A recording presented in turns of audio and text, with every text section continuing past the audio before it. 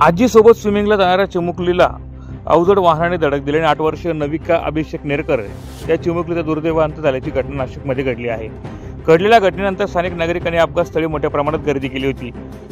सदर घटनेची माहिती मिळताच सातपूर पोलीस देखील घटनास्थळी दाखल झाले होते। मात्र नेहमीप्रमाणे अँब्युलन्सला उशीर झाल्याने नागरिकांनी संतप्त प्रतिक्रिया व्यक्त केल्या।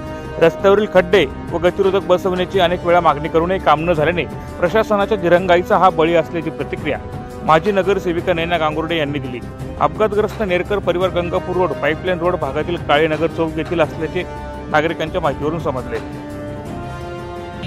ॲम्ब्युलन्स असं आता एवढी मोठी दुर्घटना असून आम्ही इतके प्रयत्न करतोय, सगळ्या यंत्रणेला आमचे फोन करून झाले।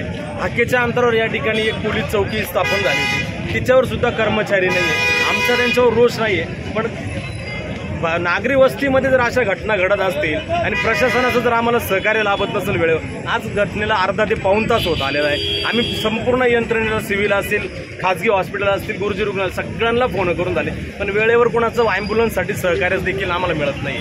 तर याचं काय आम्ही हे करायचं? कुणाकडे एखादं जर अशी जर घटना घडत असेल, आम्ही कोणाच्या तोंडाकडे बघायचं आणि अपेक्षा बघायची?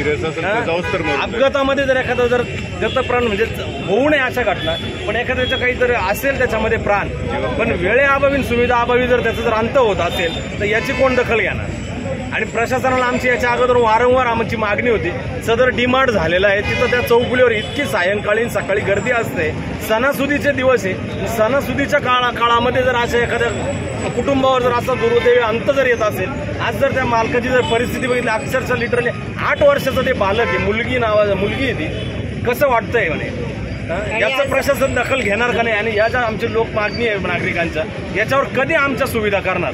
आज सकाळी नविका नेरकर नावाची एका मुलीचं दुर्दैवी अपघातामध्ये निधन झालंय। घटना खरंच खूप हृदय पेवटून टाकणारी आहे, पण यामध्ये घटना अशी घडली आहे की सदर मुलगी स्विमिंगला जात असताना आपल्या आजीबरोबर एका हेवी वाहनाने, ट्रक चालकाने त्यांना मागून धक्का दिला, ते पडले आणि तो न थांबता सरळ त्यांनी ती गाडी त्या मुलीवरनं घातलेली आहे। अक्षरशः त्या मुलीचं न बघता येण्यासारखी दृश्य आहे।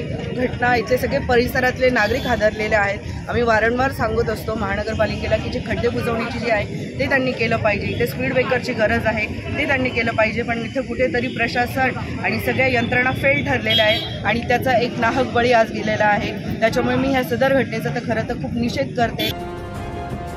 ब्युरो रिपोर्ट, माझा महाराष्ट्र न्यूज, नाशिक।